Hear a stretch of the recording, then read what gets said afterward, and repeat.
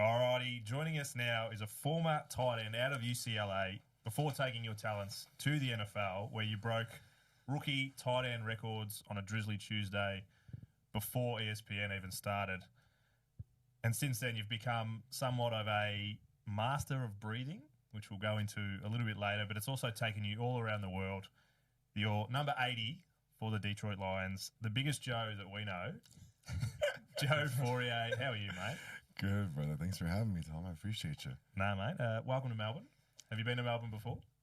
Only in the airports, just for a layover. Yeah, good. We have good airports. It's a nice airport, nice airport.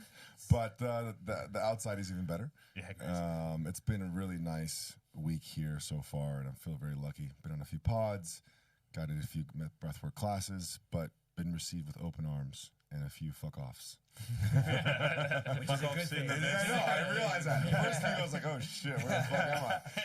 But it's been real. It's been good. A question that I like to start with, but the boys always give me a bit of shit with, is just someone that you would like, or three people that you'd like to have dinner with at a party. But because you've travelled so much, I want to know the place in the best place in the world to have a dinner party. Not necessarily the people, but going through your socials, you've been and seen some incredible things. What's the best place to eat? Man, I mean, I appreciate the eat element that you're adding into this, besides just asking me what's my favorite place, because they all have their own thing. It's all, and also, by the way, it's just always about the people. Yeah. Something about the love being put into the food that you feel. Like the type of thing where like the grandma's around the corner looking and seeing if you're enjoying it, or the cook, or the restaurant owner, or whatever. So I got that the most in Italy. Oh, And that's partly, it's also in my blood. Obviously, you saw my Fauria, the last name, that is Italian, but I did say that right, though. Yeah, you said it great. You said it great. You said it great. It helps when you rehearse it 100 times. The practice turned out good. It worked out. It was good. Now, so Italy, whereabouts in Italy? Oh, man. I mean, Florence was great. And then Rome. Actually, I only say Rome because of recently I went to a place actually in Sydney. And it was, sorry. And a guy that came straight from Rome. But he was repping Rome really hard. And it just so happened that he was in Sydney. But his restaurant was fantastic. It tasted like I was just in Rome again. It was awesome. So food, definitely. And if honorary mention is actually Morocco. Morocco had like spices and flavors that were in my mouth that I just never knew existed. Ooh, yeah, very good, very good. Yeah, I've never been. It's a hot place. I have been. It's I don't think the whole time we were there it didn't drop below 40, which was it was hot. And you're in a desert, and then you're in a desert in 40-degree weather, and you see mountains in the distance that have snow on them. Snow on them? Yeah, wild. And camels. Eating spicy food. Eating spicy food. It helps you cool down. So you're a Cali boy, originally born and raised in Cali. You had a bit of football. You know we call it footy here. You had a bit of pedigree in the family. You had uncle that played at the Patriots, won a Super Bowl.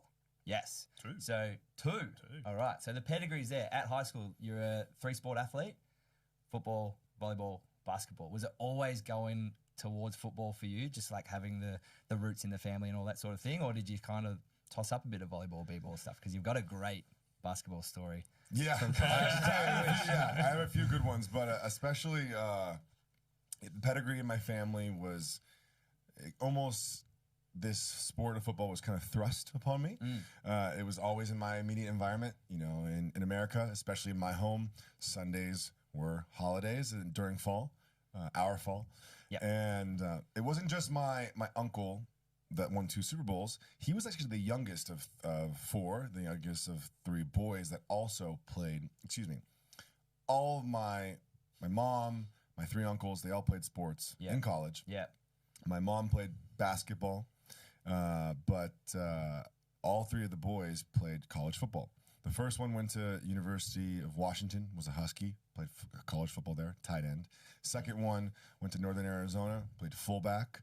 And then we have my uncle played in Colorado, 13 seasons in the NFL, Damn. 2 Super Bowls, incredible career, tight end.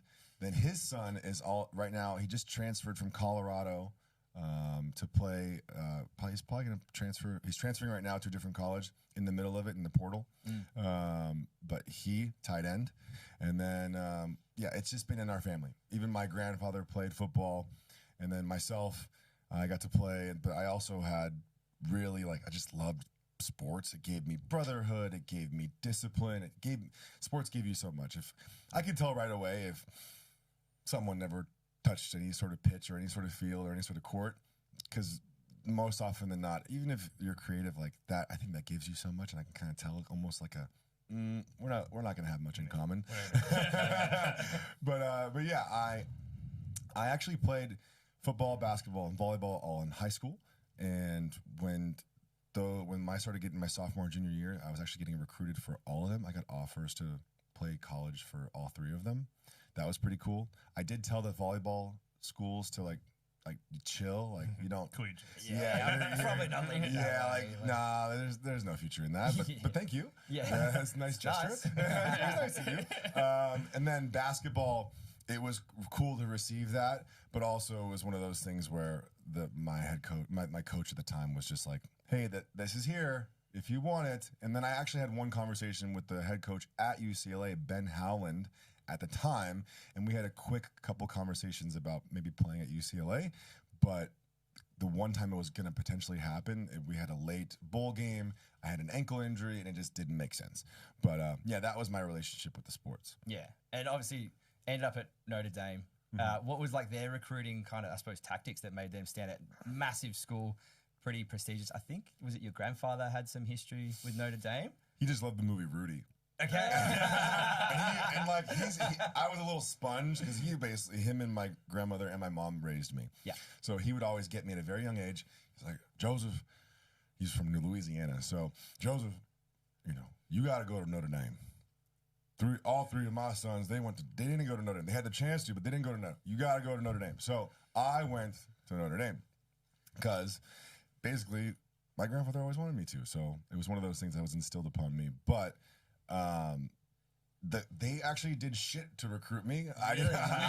As soon as I got a taste that they wanted me to come down there, I was like, okay, coming. Yeah. This is the dream. I just had to go visit. Look your way sideways. Yeah. Like the type of thing where my grandfather, I think I've only seen him cry a few times in my life, and one of the times was when I decided I was going to go there. Yeah. And he was like, he was proud. So that was a cool feeling.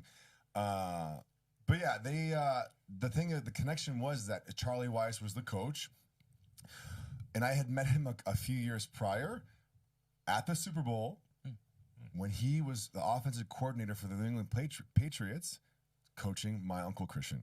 So it was always written in the stars. 14 years old, I remember one of my first letters was from Notre Dame.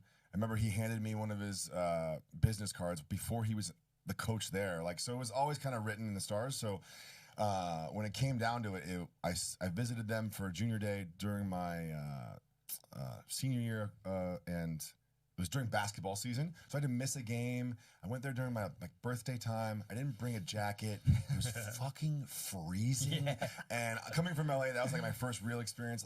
I'd been in the snow here and there, but that Midwest cold, it burns. Your nose hairs freeze.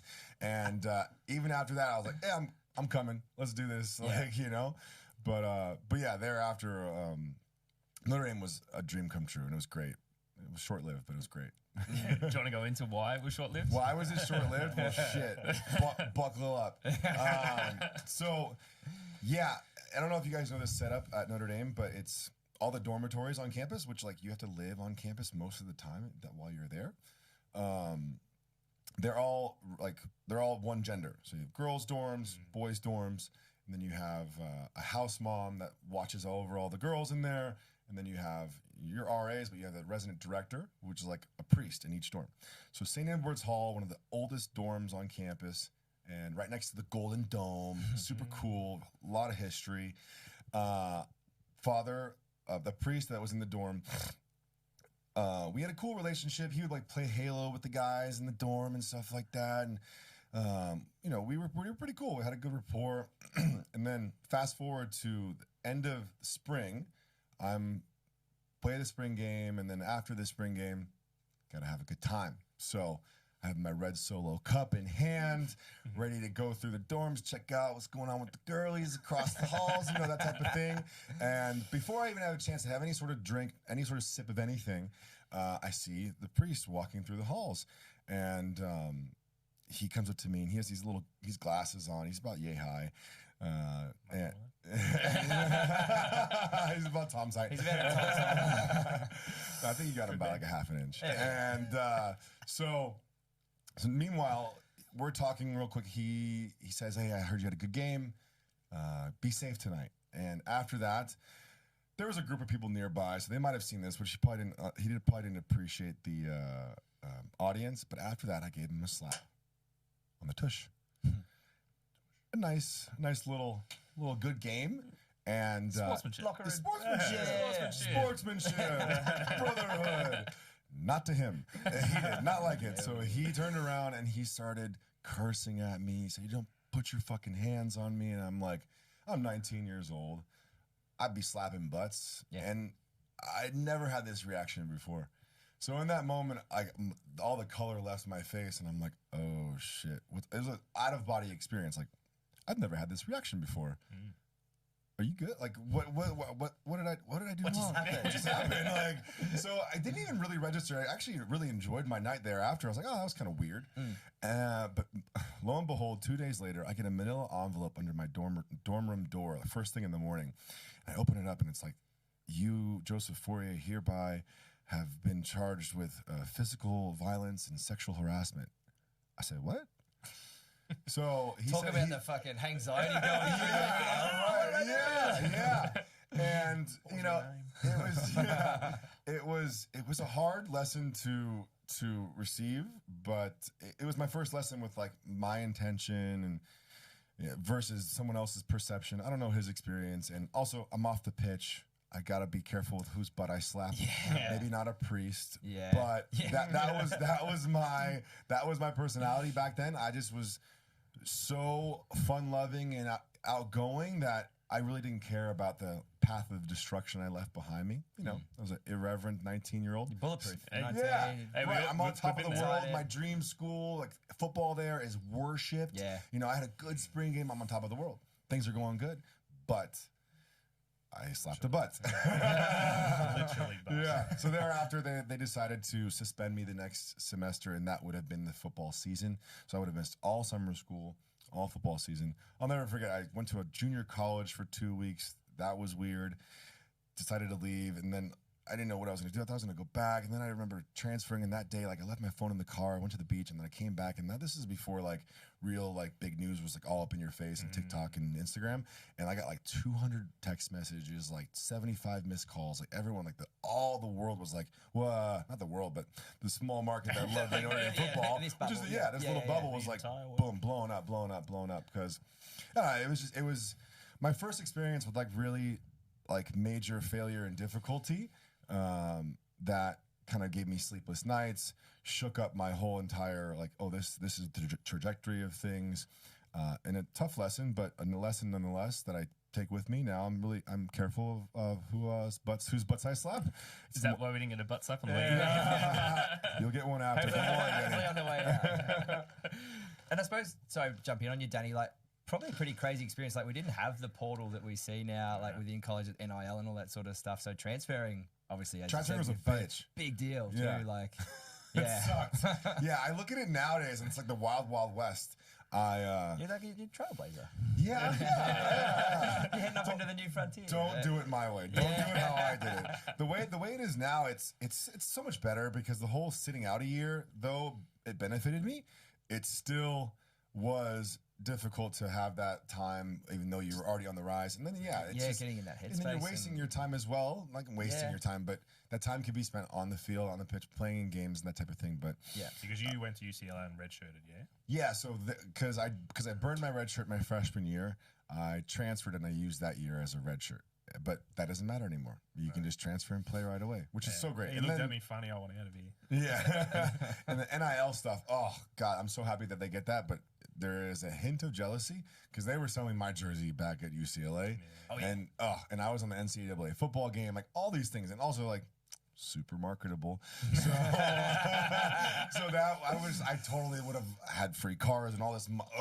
Yeah. It's hard to look at it, but I'm super happy that it's happening.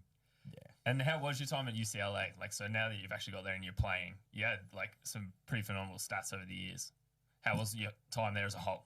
Like for the football or Both. life? I want you both. Let's go. I'm gonna just go with both. Like, As you said, super marketable. super marketable. UCLA was home. I'm from there. It was coming home. There was oftentimes I would just take my clothes back to my grandparents' house to get my laundry done. Like that was if I wanted a home cooked meal, I could go over the hill. But still, I had this little bubble, big spread out bubble of Los Angeles where I'd find places to go to enjoy myself in Manhattan Beach, Bel Air. Saw myself in places I probably shouldn't have been. The Playboy Mansion, random clubs, rubbing elbows with like Paris Hilton. And they're like, "Who's this guy?" Yes. And I'd be by myself. I'd travel solo. Like I know guys these days, like I see teammates of mine, they're rolling deep into these places, and I'm like, nah, like this is how I navigate through the world. Like that. When people like, I could name celebrities when I was 21 years old that would point at me like, "Who's this guy?" They're like, "Oh, he plays football at UCLA." Oh, come on in, it's all good. Dude, Like, you're not sneaking into a room. No, being 6'8", but like, and also like my eyes were big, and I'm smiling the whole time. You know, happy to be here, guys. Happy to be here. Paris? No, I'm not. And what are you guys smelling? Is that sugar? There's another pretty crazy story while you're at UCLA is when you're playing SC, which is like a massive game anyway for UCLA. Do you want to go into that one? The UCLA versus USC? Yeah. My senior year? Big game. You talking about what happened around it? Yeah. Well, why don't you ask the real question? Because I can tell you, I scored a touchdown. It was awesome. Exactly what we're talking about. Yeah. I think you're talking about the time that my father called me. Yes, Is that correct. right? Okay. Well, yeah, you guys did your research. Nice. You listened to Joe Hawley's pod.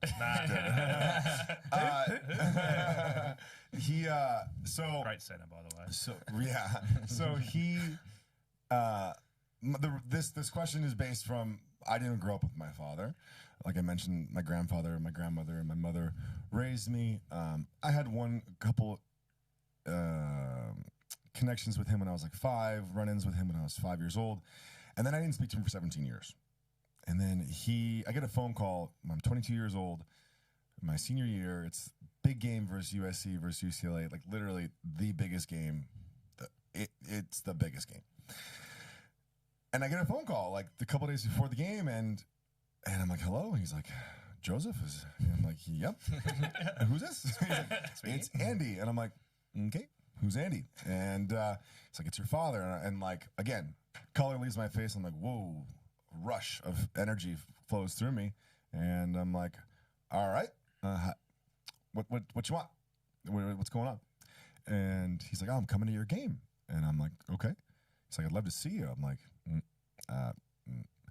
"No, I don't want to see you. I haven't talked to you in 17 years. I'll see you on my terms, but by all means, enjoy the game." So I didn't see him.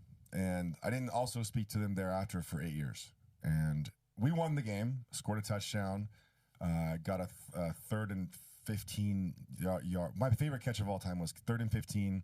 You know, to seal the game. Really, I catch this pass. It's raining. I catch this pass and I'm diving. It was like when it's behind me. Brett Hundley threw me an awesome a ball behind me just to secure it, but tough catch. Could have thrown a better ball. Probably would have scored if he threw a better ball, Brett. But I caught it, and it was epic. And I spun the ball after. It was dope. It was epic. And I felt every like 80, 90,000 pairs of eyes looking at me. It was epic. But thereafter, 8 years later, I was trying to get my Italian citizenship. So I was going through the process.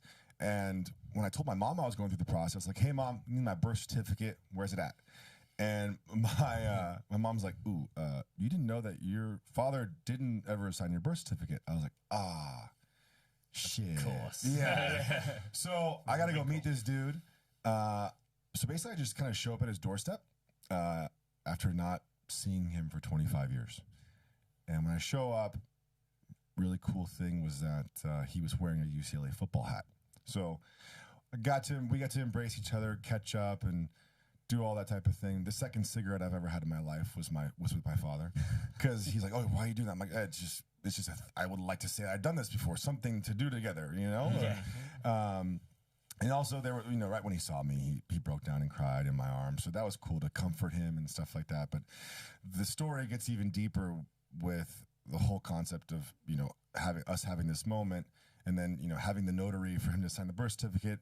She had the same first and middle name as my mom. Her name was Julianne. My mom's name is Julianne. So it was just like this weird universe thing happening. And then he had one more football hat in the house. It was the Detroit Lions football hat. So all that was just like, it was so confirming, so beautiful. But then also like, I asked him the cliche question, like, "Hey, where were you?" He's like, "Oh, I had another family." I'm like, "Okay, moving on. Next question. Next question." And then I got to learn about my Italian roots and stuff like that. I found out that my grandfather was in my great grandmother's belly, going through Ellis Island, immigrating from Italy, from Naples to New York. So that was pretty cool. Things I didn't know. But then again, I was like, okay, I'm glad you weren't a part of my life. Like, he made his bad decisions. He was locked up. He abused drugs, all this thing. Abused drugs to the very end, really, I believe, as well, because 8 months thereafter that, he died. And I actually had no idea. There was no funeral, no procession. I didn't go to anything. It just was one of those things where I got a phone call from a cousin that I barely know, James. I appreciate the call, but it was one of those things where I also knew I knew the news before it was said to me. Another like universe thing. I can be really spiritual and hippie and it gets you guys weirded out. But that feeling, I was like, okay, well, I just knew.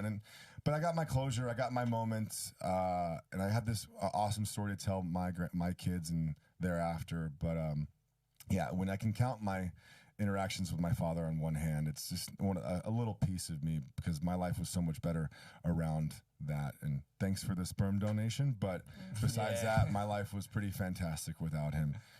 But still a fun story to have that together with him in that short moment. But thank God I shaved my mustache, because he had one too, because we would have looked like fucking twins in a very smaller package. She was tiny. My mother was taller than him. Sorry to get so deep. That's cool, man. That's all right. I thought Aussies were talking shit. The biggest thing I got out of that story, Brett Hundley are good Packers, so leave him alone. Brett's my guy. Mate, that would have been a tight spiral to hit you right in the chest. Can't imagine anything else. I owe Brett, my senior year was largely due to Brett's success. I mean, like, one, I made his job really easy. I think I'm second all time for touchdowns in a season, receiving touchdowns in a season, behind J.J. Stokes, if you know that name. Cool. Yeah. Look it up. You're wearing a UCLA football shirt. Come on. Fraud. Looking it up. Oh, you want me actually? No. I thought it was behind Mercedes Lewis. No, I got more than Mercedes. Roger. Another good Packer. Let's go. No, literally. Let's be real about Mercedes Lewis. He's the greatest of all time. Yeah. I mean, to be honest, I know that we could talk about Kelsey, Gronkowski, a couple other guys. I would put him as one of the best to ever do it. Especially longevity. Especially at always a high level. Always a high level. Mercedes, yeah. When it comes to tight ends, I would love to be in the same hall of him and the best to do it that came through UCLA. So yeah, not above Mercedes, but I hope to be top 3. It would be cool. Well, as far as touchdown catches, you are above him. So. Fuck yeah. Take that, Mercedes. And that kind of goes into the next one, where you had your college career was, up and to the left. It was, bloody hell, I'm cooking in here. I'll have one of those as well. Even in the second year, you got best offensive, geez, my arms don't reach that long. Small Look limbs. at you. You're our guest. And just I don't know. play and host.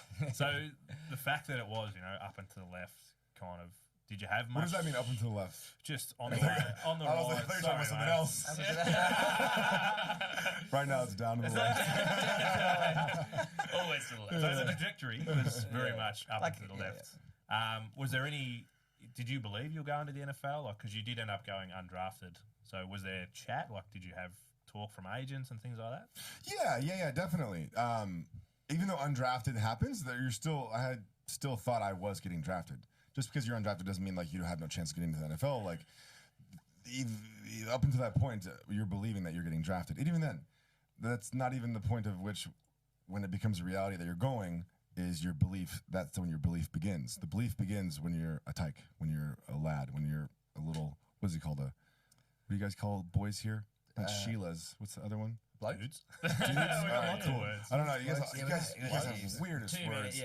Arvo, servo. We like to, we shorten it. Yeah, you shorten everything. But yeah, no. If you have any sense of making it to the NFL, you have to believe in your bones from the very, very beginning. I mean, yes, you play in the beginning and when you're younger in high school for the play of the game, you know, playing with your best friends and growing up together and that type of thing. But then eventually, like, one, I was always tall, and I was always quite good no matter what level I was at. And then I also had the beauty of around my life, which was I got to see it done before. My uncle did it. Same position, too, and he did it for a long time. And he won the Super Bowl. I have kissed the Lombardi trophy when I was a kid. Like, I did that. I saw that it was possible. Wild. And and having that feeling and like around me, like I remember his whole career. Like, that's why I love football, because I watched him growing up. So, yes, it was always a twinkle in my eye, and it grew more and more as I grew more and more. And eventually, when I grew more and more into my body, I always had, you know, a talent that was something to behold, something to people would recognize, and I got the recognition. And eventually, you get to a certain point, you're like, yeah, like this is happening. I remember even when I was younger, in like sixth, seventh grade primary school, one of my teachers was like, "You better have a backup plan," and I was just like, "No, I fucking don't. What the fuck are you talking about?" NFL, baby. Yeah, my backup plan was basketball. Yeah. Very worse Like- volleyball. So I remember even like that feeling in my bones back then. So, and even then, like I've been around young men that have asked me what it takes and if they should pursue, and I'm like, if it's a question, it's not for you. I was a kid sleeping with a football. I was asking my grandfather or my uncles or my friends, "You want to play catch? You want to play catch? You want to play catch? You want to play catch? You want to play catch?" Like, that was me. And it was so evident. As soon as you walked in this room, the first thing you did was pick up the ball. Yeah. As much as like I told you, boys, I'm like, as much as football's not a part of my life anymore, it's like still like, I'm like drawn to it, and like I can't watch a game as much as I don't watch games nowadays. Like when I do watch them, it's like, it invokes so much emotion into me. Yeah, like I still feel it, like that energetical like release. Like, why do you see in stadium, like people, any stadium, but football, we're talking this case, people throw their arms up, you know, because there's so much energy that they can't like contain. They gotta throw it out somewhere. I mean, like, same with laughter. Like, your body's inability to contain its joy, you laugh.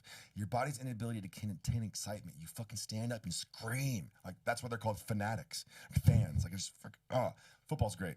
Football's great. I love it. Like, even talking about it, that's why, like, namaste. Yeah. I'm gonna chill. I was getting jacked up. So you thought you were going? Is that what Yeah, Tom, I fucking believed it. I believed it from the very beginning. Well, I saw, and not to jump in again, but there were some articles kicking around. I think you were ranked like a top seven, six or seven tight end prospect, like For the California, draft in Cali, I think. There was, out of high school. was that out of high school or Out of college? high He was school. shit in college, but- But even still, like that all, like you were saying, that all goes into like that belief and building the hype, and like Yeah. you're starting to hear it external. Like you believe it within yourself, then you're starting to hear external, and it's like it just like gets that snowball. Oh rolling. yeah, it compounds. Yeah. You know, when you get the recognitions from those like recruiting websites, like, you know how you hear some guys like, "Oh, he was like a 2-star and he still made it." Like, nah, I was like a 4-star. I love the attention. I was looking at articles, see all the I don't pay message attention boards. to what they're saying. Yeah, no, I did. I was yeah. refreshing message boards. What are they saying? What are they saying? What are they saying? Giving you juice. Yeah. It was cool. It was a good feeling. So you were in as a different name. Like, nah, man, he's 4.5 at least. Should have seen the grab he took one here. Yeah, like it's Kevin Durant style. Yeah. I've got some better accounts. pre-draft measurables here. Yeah. 6'8" and 259, which for us is just over 2 meters and 117 kegs. Are you sitting at that? Because we're pretty similar height. I am still the same height.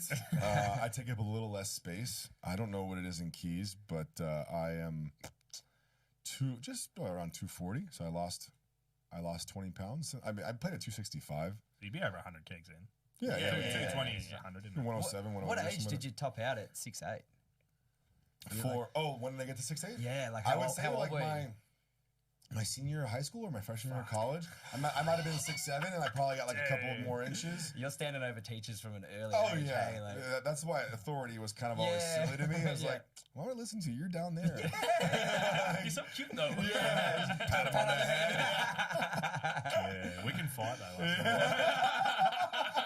and then you're giving the big joke. Yeah, you guys are getting butt slaps. Tom's gonna get a pat on the head. I'm going down the MCD. I'm going to take your knee. Fucking on the way out. And 477 on the 40-yard. Can you do that anymore? 468. Oh, Oh. That was the top end. They have the top end and bottom, and then take the Had a average. headwind. Had a headwind on that one. Yeah. fair enough. You reckon you can do that? No, no. That was 15 years ago. No, 10 years ago. 10 years ago. I'm quicker Shit. than I was 15 years ago. Yeah. What were you doing? You're a video gamer. Nah. I don't think you are. Yeah, But I'm anyway, cool. yeah, like, pretty good numbers and like measures. called And, like people steroids. look are doing a lot of steroids. Trend. Like good numbers on paper, like awesome prospect. You end up going undrafted, as we've talked about. Do you have like a theory why that happened? And then we'll sort of touch on how you got to the lines and that later. But do you have a theory why ended up going undrafted? Do you think it was a bit of the stuff that went on at Notre Dame earlier? Like that all plays into it? Kinda. But then again, like dudes be like running over people and shooting people and still go to the league. So I don't know. So no. I mean, at that point, I kept myself up a few times thinking about it and mulling over it. I think there was a few factors, that being one of them.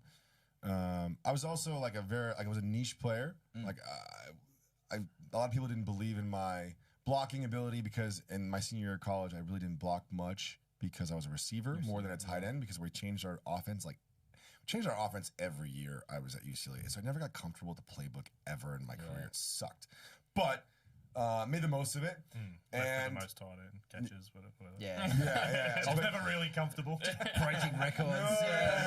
But Just a natural gazelle out there. Yeah. But that was also like this big body type of guy. So anyways, I had some things, and then also I don't know if like there were certain people that should have been behind me or certain people that should have been in my corner that Jesus Christ, pause again.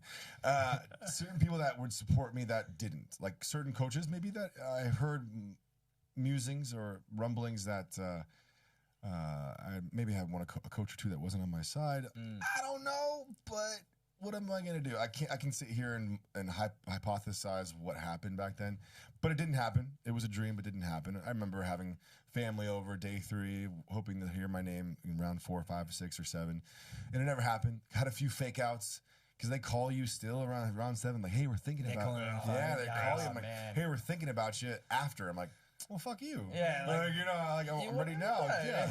But actually, even at that point, like once it's over, you actually end up doing the choosing. So you actually then choose. Yes. And I got to choose between a few different teams because they all called me. It was like the Broncos, the Ravens, the Detroit, a few others. And I did my little quick research and I realized that one, the offensive coordinator at the time for the Detroit Lions had the same agent as me. And also that same agent was my uncle's agent. So it was just like all connected. And I was like, yeah. And like I saw that the tight ends there were a little older. Different play style as me, and I went there and made a splash. So I made a good choice. Yeah. And how quick after you choosing lines are you in the building? Like, is it a pretty quick turnaround? Like, It's quick. You're there. And Yeah, like, you're there. Let's go. Yeah, you're there. Yeah. Like a week later. Oh shit. That's it's got to be a Just- whirlwind. yeah. like- Pack up everything, Get going. get going. Yeah. That's it.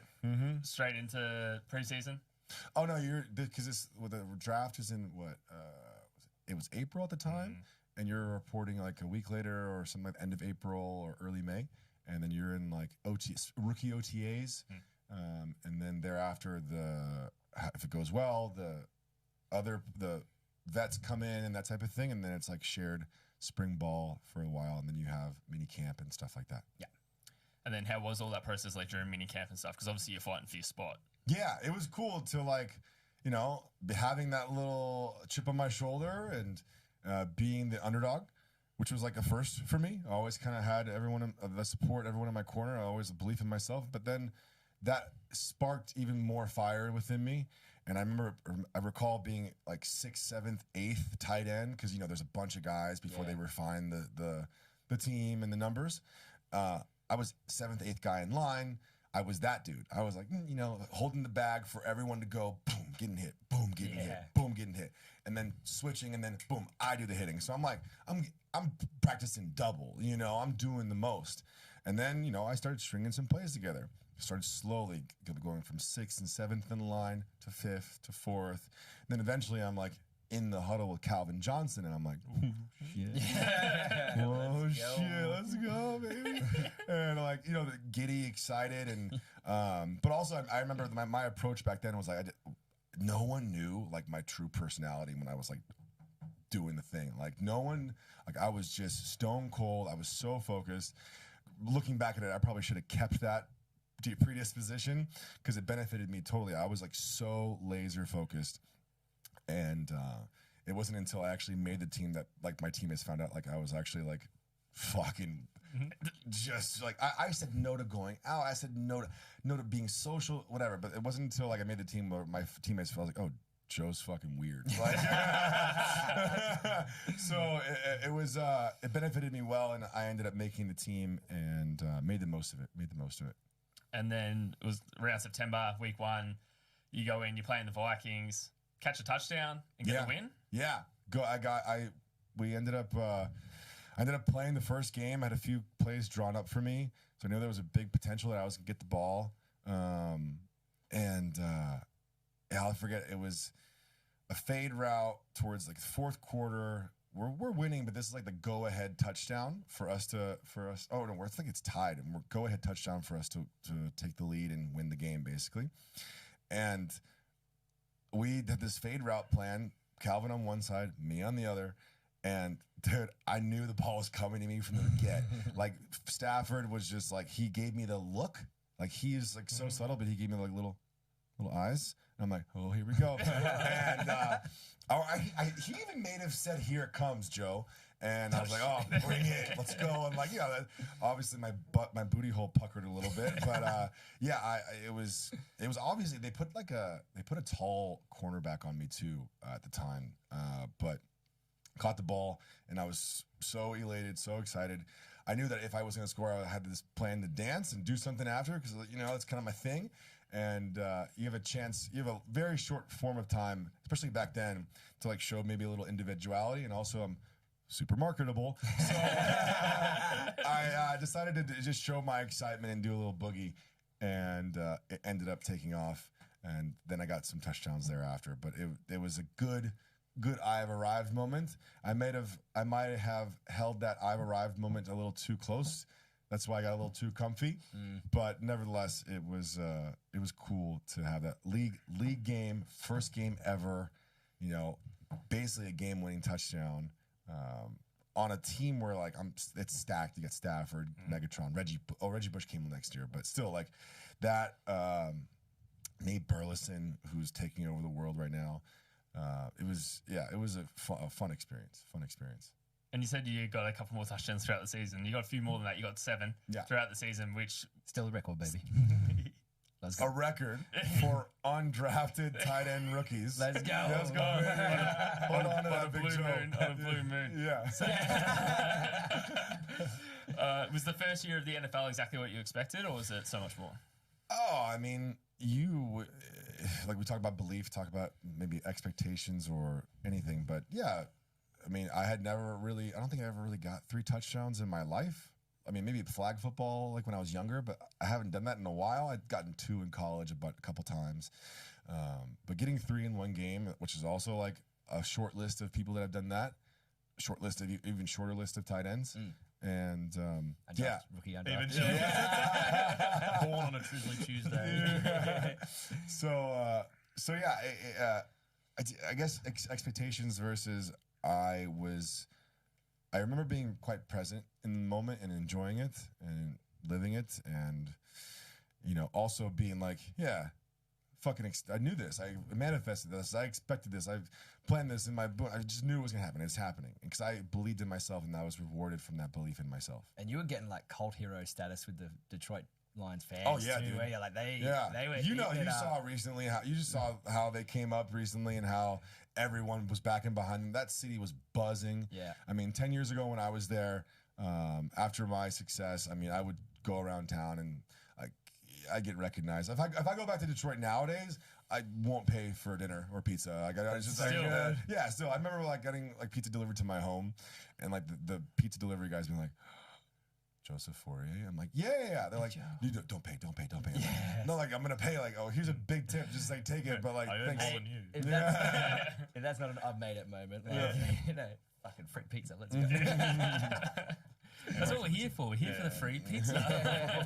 And really, Detroit's got the Red Wings. They suck. Pistons. They suck. So got to get around the lines. Right, but the thing is, regardless of how they do, the Detroit faithful, like they don't. It's so cold out there. I mean, they have great history, but there's not much else to do. Then you got to watch the sports. Yeah. And then year 2, you only managed 7 games, only 1 touchdown, but you decided to make a comeback to volleyball. What happened there?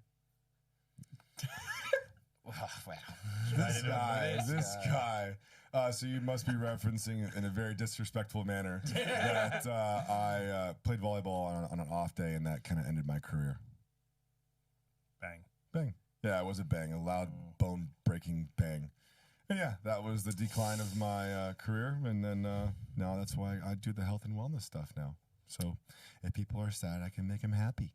We do. You seem a little sad. Is there any way I can Me make you happy?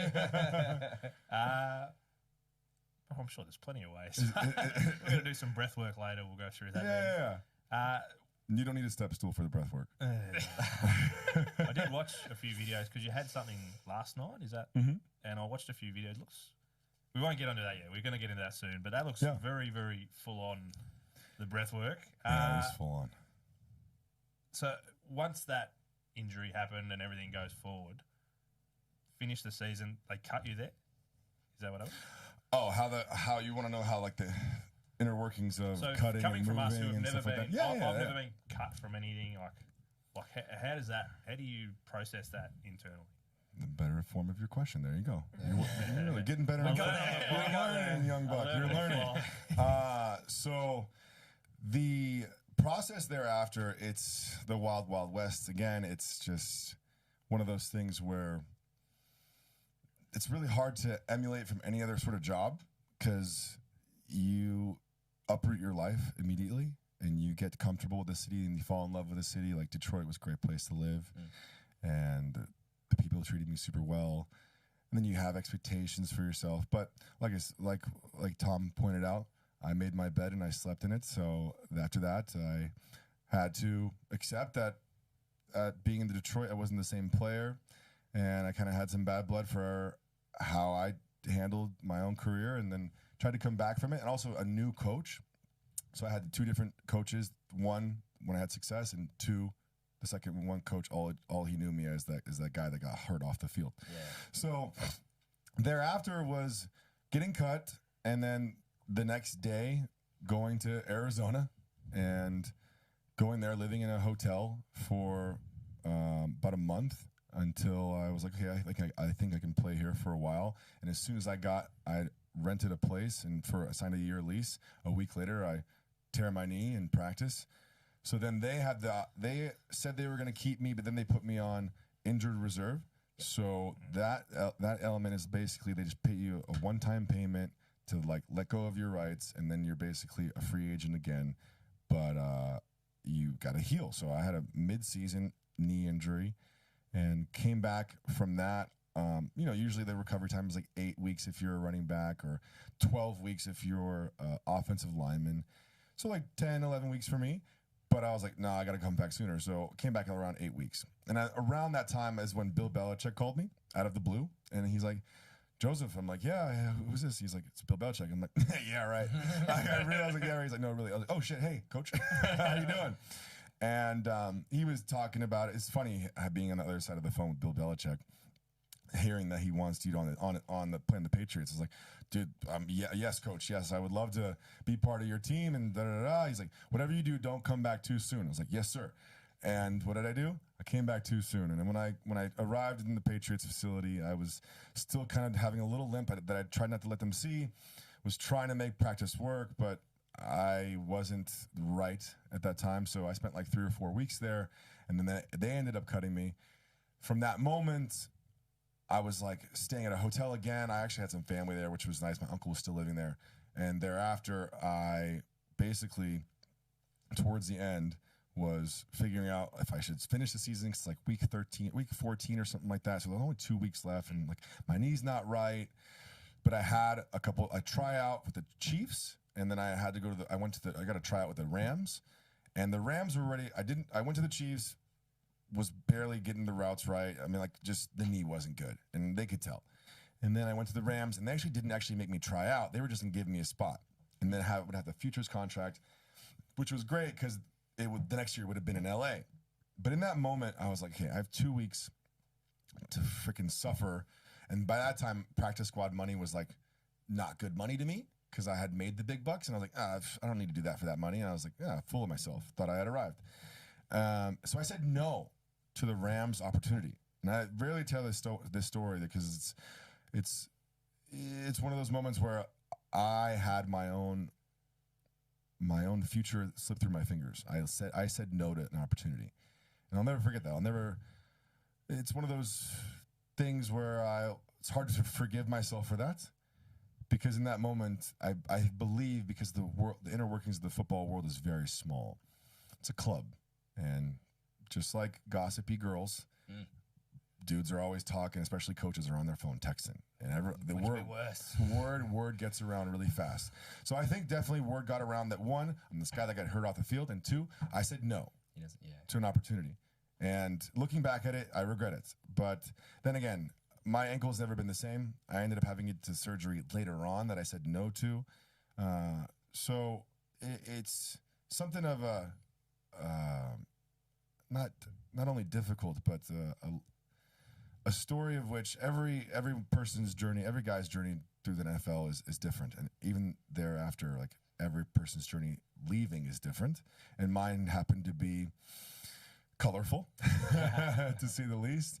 But then again, the splash I made beforehand, because for the longest time I had to deal with thinking of myself as a failure, and struggling with identity, and what am I here for if I'm not playing football? And I look back at it now knowing, one, I made it. Two, I scored.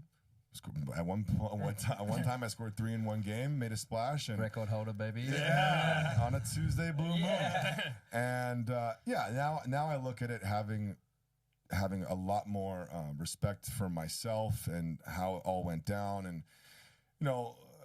I give myself a break, because I'm still part of the 0.01% of the populations that's reached that mountaintop. So even though if people try and bring me down, I got a big view from up top here. Yeah. It's a long way down, unfortunately. Mate, you couldn't have segued more perfectly into, I think we're going to chat about life post-football now. And I just want to, do you feel like that journey and the end of your journey in the football world has informed the path your life's taken now? You're in the sort of, as you alluded to, you're in the wellness space, you're doing a lot of breath work. Do you think that informed the path that you've taken now?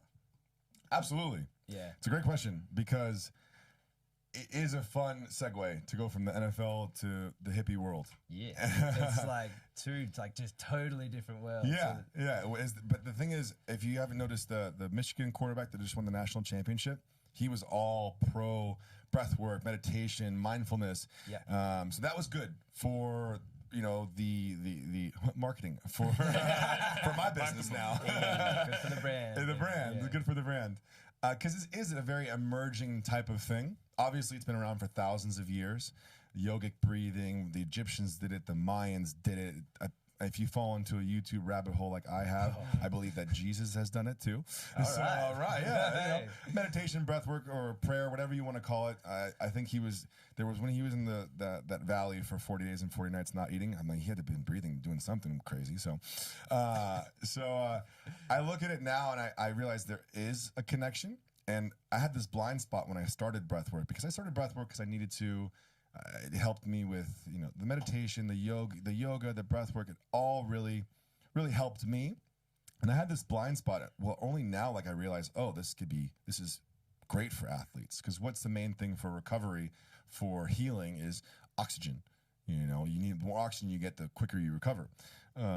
So that fundamental fact is super beneficial to be able to spread this with athletes, men and women. I've guided breathwork classes with 9-year-olds all the way to 75-year-olds, and it's always, with belief and certain, type of, good effort.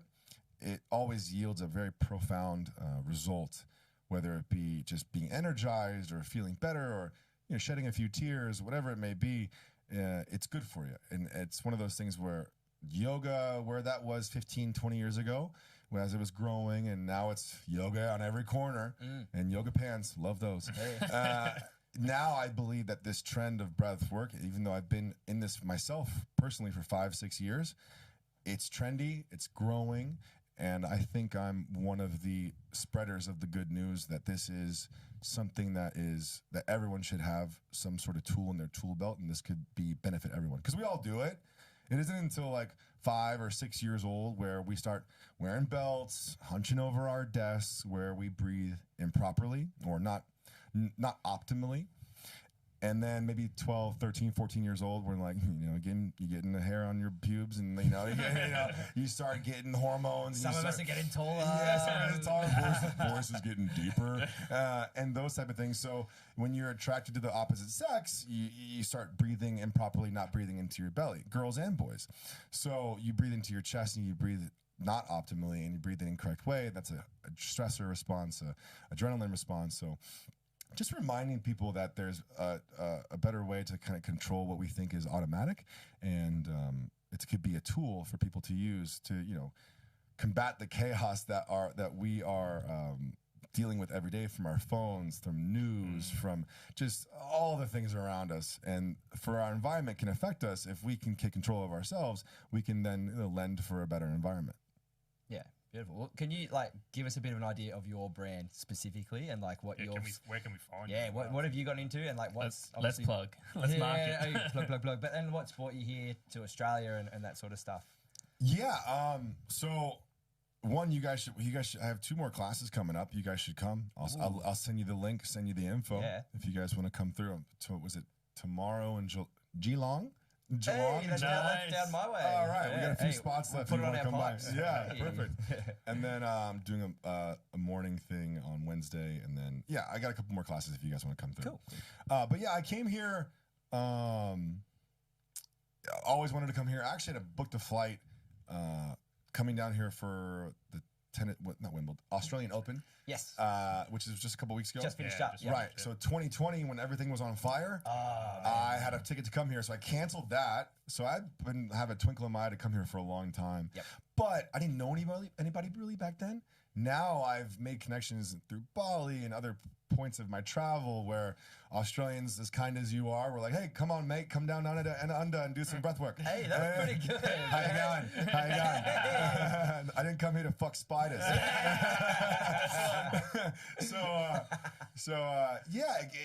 I was invited kindly by a few people that were like, "Hey, there's a community here in Sydney and Melbourne and Tassie and Gold Coast, Byron Bay. There's a ton of hippies." So I'm like, yeah, I would love to come down here, because right now, at this point in my life, I've done the Eat, Pray, Love. I've experienced, I've seen crazy shit. I've seen amazing experience, amazing people and cultures and all that stuff. But I'm kind of done just doing that for me. I have this thing now that I can share. So right now, if I'm not traveling and guiding breathwork, then I'm not traveling. So I have to have a reason to be there beyond just saying, I want to see this mountain or this thing or take this picture for Instagram. Like, no. I have this thing that I want to spread because I know it's medicine and it can help people. And it's beyond language. It's beyond culture. It's beyond shape, size, or gender or sex. It's beyond all of it. It's beyond all of it. It's universal. And we all do it. Like I said, I've guided breathwork or respiration to a bunch of French dudes playing football. And did that. I've guided people that spoke no English in Japan. Like I just point to my nose, I point to my mouth, I point to my belly. And I show them how to do it. Boom, we're in there. It's beautiful how it's received from whatever background you come from, and that also comes across because I'm not the hippie chick talking about chakras on my guitar, singing Kumbaya. Which I love, by the way. Which I love, man. I love it. Cacao centers me and all that stuff. I love that stuff. However, I'm still a bro. I'm still a dude. I still love locker room talk, as you guys can tell. Love busting balls. But then again, I was also raised by women. I love the nurturing element that this gives. I know that this healed me, helped me. So I want people to have that healing factor for them. And, you know, also, any interaction I have, I always want people to feel better having met me. I think that kind of ripples to the effect of the positive shift of the world because there's a lot of shit going on, a lot of chaos.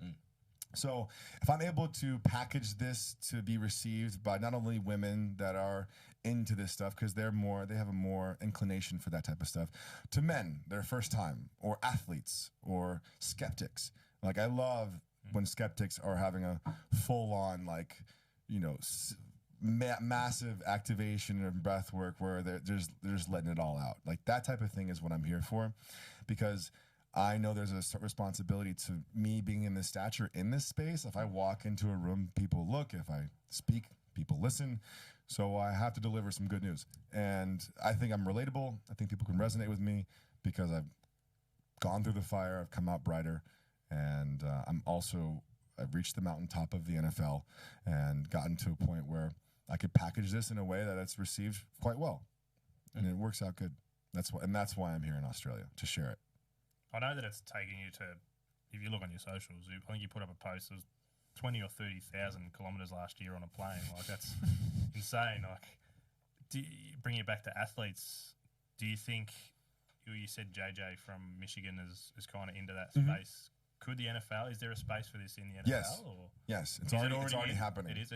It's already happening. I have some friends that are breathwork facilitators that have gotten with the 49ers, the Duke basketball team.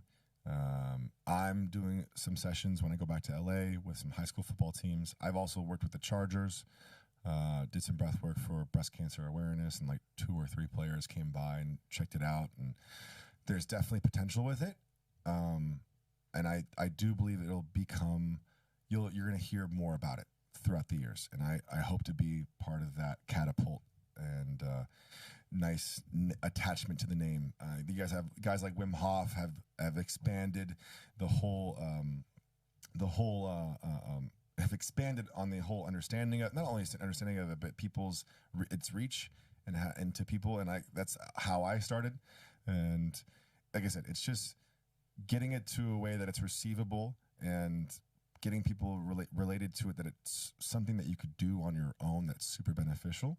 And it doesn't need to be, it's free access at all times. You can do it whenever you want. So I do see it already taking a high left, as you called it?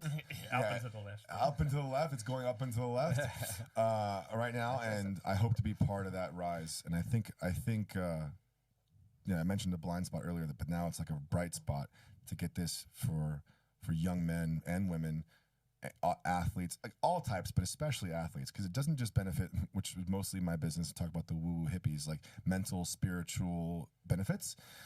There is amazing physiological benefits. You're rewiring through awesome neurotransmitters that are produced in your gut. I can get really scientific for you, but your frontal brain, your ego, all that stuff. There's maybe a song on repeat. Let's just call it that. A song on repeat. It's been playing over and over again that maybe hasn't served you so well. You get to a point where, why are you feeling heavy or irritable or that type of thing? And maybe meditation or yoga might help, but breathwork is, for me, it's a very tangible, okay, this works. So I've developed an unwavering confidence with it, and guiding to the point of the last few years, developed an unconscious competence to like getting the point across, like this works. If you just breathe in a rhythmic fashion for a few minutes, it'll be a catalyst for change, so then you can just play a new song in your head. Yeah, right. Deep. It's good, but like it's absolutely hitting home. So with all of that in mind, like what's your plans moving forward, like future wise? Like what's your next big step? What's your next big dream? I got a few. I have a few ideas. Hit us with 'em. Without revealing too much. Yeah, don't give away the trade secrets. Without having you guys sign an NDA. Yeah. No, I have a few ideas for TV show. Would love to host something like that back in some point of my career. Yep. Cool, like something like that. More retreats, more reach. I don't want to be the guru or the shaman or the Tony Robbins, but I'd love to be a representation of the magic that this modality shares and gives to people. And I think I'm a big messenger. I'm a big walking billboard. And also I'm a testament to that it works, because there was a really dark period when football was over that this shit saved my life. And over the last year, I've got reaffirmed and confirmed by people having shared that same sentiment to me. It's hard not to feel good when someone says, you've changed my life. And you get that little God complex. And you're like, oh, shit, yeah. It's also fulfilling, but also like it can be dangerous to drink from that nectar. But removing the ego or partnering with the ego in a way. So you receive that and know that it's just a reflection of the magic it has. The people have uttered the words, this changed my life. And I'm like, okay, well, I can't not hear that and not continue and not believe in it deeper and want to share it more. And my love for travel has been paired beautifully with breathwork, because I've planted seeds throughout in Bali and other places where other people that are nomadic or in other places of the world are like, hey, can you share this with my community? Can you share this with my community? And right now I'm really leaning in towards the events, being in person. I think the magic is the connection in person. But soon thereafter, I think this is going to be taking off to the point where it's up to the left so high that, even myself, I got to pinch myself a little bit, because I know this is my first time, my year really booking anything round trip. I've only done like one-way flights for the last 3 years of this nomadic existence I've had. But it's shaping up to be very purposeful for wherever I go. And like I said, I've rubbed elbows with the celebrities, been on yachts with billionaires. I also can go to Resi and talk to the kiddos, no matter where the background is, if it's rough or if it was easy. I can speak the language. I'm a chameleon of sorts. I was raised by a village. If you go to my holiday party, everyone looks different. And I grew up with sport, and that gave me friends that looked all different shapes, colors, and sizes, different backgrounds. So when it comes to that, especially coming from where I'm from LA, it's just a big melting pot of culture. And coming from that, I believe to myself to be the best messenger for this, one of the best. And also authentically relating to people, because this stuff helped me. And I think people can feel that when they receive it. And if you guys are keen to receive it, you'll know if you guys come to class. But it's one of those things where it's undeniable. And in every class I do, I'm confirmed. And last night, like, I have a little sore voice and a sore body because there was just a lot of energy being released and a lot of healing going on. And that's the thing. A lot of us need healing. Yes, everyone should be going to therapy, but if you can't afford therapy, you can afford to breathe. It's a pretty important part of life, breathing. I think. So. You might say that. Yeah. Just a quick one before me, like probably my last touch on this, and it might warm your heart a little bit, but at work the other day, there's 10, 12 of us, all guys sitting around the table at work, and one of the guys was telling us how every morning he wakes up, does a bit of meditation, and does breath work. So it's getting out there. Like, I think, like, I don't know there's a stigma or anything like that. It's going. So that might warm your heart a little bit. So shout out to Veery, Veery legend. He loves Invite this sort of Veery to my class. Send them the link. Hey, I'm going to let him know. Yeah. I will let him know. So off the back of that, where do you see, like, because you're so well traveled, where are you seeing like the biggest, I suppose, explosions in growth of this sort of practice? Would say practice? Is that what you call it? Yeah. I guess, yeah. Where are you seeing, like, is there a particular country where it's like, oh, they are just they're all in on this breath work, or is it? I think here's good. Yeah? I mean, I love Australia because one, it was confirmed that you guys actually do have culture. It's not just mullets and mustaches. There's a like little Danny. There's a bit of that too. it's I was in Manly Beach in Sydney and I did a sunrise yoga and everyone was active.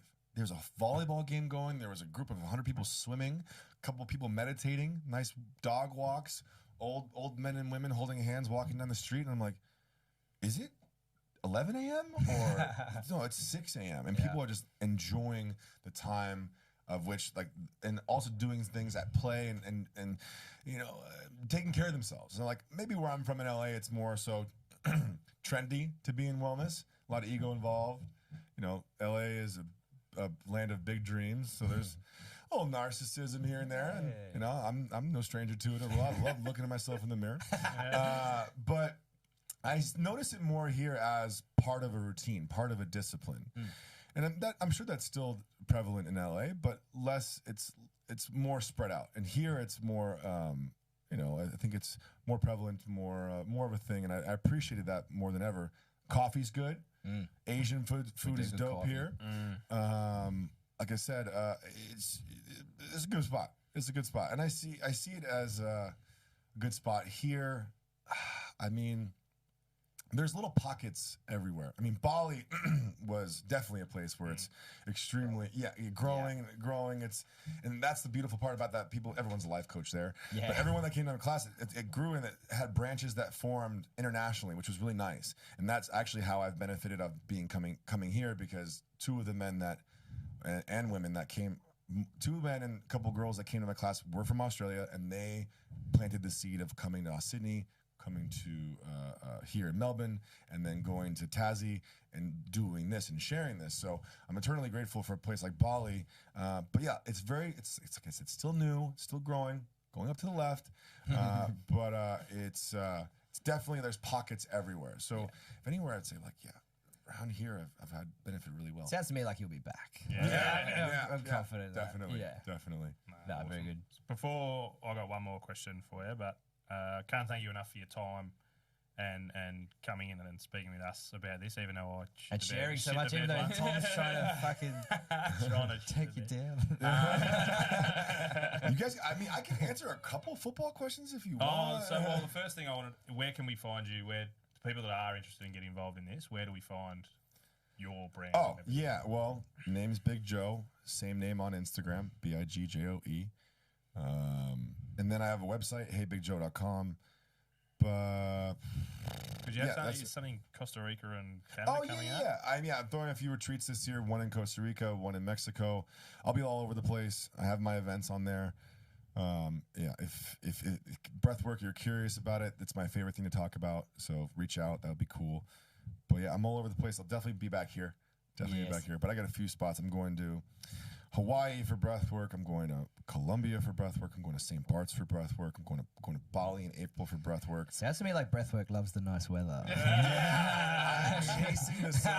You know how good I feel right now seeing all my friends' videos? Mate, granted, it's rainy here right now. It's not the best day here. Right, but this whole week's been super sunny. Yeah. And I get to see people in LA. They really struggle with rain in LA. Yeah. So seeing everyone's stories on the rain in LA right now versus like the weather that's been here the last week, I'm like, chasing summer. If I got sand between my toes and I'm sun on my face, I'm a happy boy. Yep. Love it. So moving, you said you're going to answer a couple of football questions. We've got to ask, big week coming up for the NFL Super Bowl coming up. What's your thoughts on that? The Chiefs 49ers, got any hot takes? Yeah, I mean, my hottest take is I can't wait to see Kittle and Kelsey. Yeah, I mean, so good to see. Two of the best to do it. Yeah, two of the best to do it. Go at it. That's great. It's really hard for me to bet against Andy Reid and Mahomes. However, I love an underdog story with Purdy, and also from California. But yeah, I bet against the Chiefs last time, and I was right. So I think this time, I don't think they're going to lose again. I don't think they're going to get all that way and lose. So I'll go for the Chiefs and Kelsey. Kelsey, I mean, we came up at the same time, and I'll never forget, like, after my record-breaking rookie year. Hell yeah. Hell yeah. He didn't have one. Record breaking. It's funny because that was the one year he had an injury. He didn't play his rookie year much at all, I don't think. And we were at the Super Bowl in Arizona that year, thereafter. And I was, riding high. I had a bunch of, paid appearances. It was good. It was good for Joe that year. Really good financial year for Big Joe.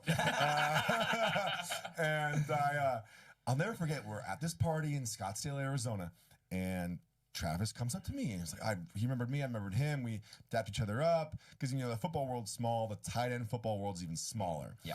And he's like, I was like, dude, like, he got drafted above me, but I had the success at that point. He hadn't had it yet, but he was primed, apparently. And I'll never forget, he's like, Joe, Big Joe, I see that you're doing touchdown dances, man. I want to do what you're doing. I'm like, yeah, you'll get there one day, bro. You'll get there one day, bro. But lo and behold, fast forward 10 years, he's literally the best to do it. And it was a cool little fun tidbit. And we've had some run-ins here and there over the years. Not saying anything about him and T Swift, but him as an actual football player, the proof's in the pudding, man. He's the Mount Rushmore or the top to ever do it, best to ever do it. You could make a couple cases for Gronkowski and a few others, but definitely one of the best to do it. Hall of Famer for sure. Oh yeah. And do you still have because the Lions got relatively far this year, like you said, it was like a great year for him. You saw the whole city get behind them. Were you also slightly rooting for the Lions going into that game when they're playing the 49ers? Yeah, the fuck? Yeah, dude, of course. Bro, slightly. Detroit is in my heart forever. I bleed that Honolulu blue. I play for the Cardinals, play for the Patriots, but if I have any sort of semblance of being proud of the team that I play for, I would love to end up one day going back there and receiving some love if they're keen. It'd be so good. But yeah, of course, it was so good. And also, I've been a fan of Dan Campbell. I knew about him when he was actually playing, and he was getting for his first coaching gigs was actually when I was coming up. So I spoke to him on the phone about playing for the Dolphins at the time, just maybe a little bit. I remember coming to the combine and talking to him. So seeing his success, I'm not surprised at all. And he backed up what he was putting out there, and it was so good for the city, and also the whole world was kind of rooting for him. They were they were the Cinderella story. So man, I actually the only thing I'm upset with is how they treated Stafford. That shit pissed me off a lot. Game, you mean? Well, before there was a lot of publicity about don't wear a Stafford jersey. Yeah, and wasn't there something And with they booed his him. wife and kids were on the? Were they on the ground before they played? There was a lot of booing. And Maybe stuff it's- like That's what I'm before. saying. The booing and stuff. It's like, I'm come like, on, man, come on. what that guy Detroit did legend. for Detroit, he's a legend, and Yeah. he should have been treated as such. Sure, I mean they were just probably a little salty because he actually won somewhere else, but that at that time was a testament to what that organization was doing at that time without Dan Campbell and the new GM. So when it came down to him being booed, I was like, you guys weren't in the huddle when I saw him getting literally tackled through the earth.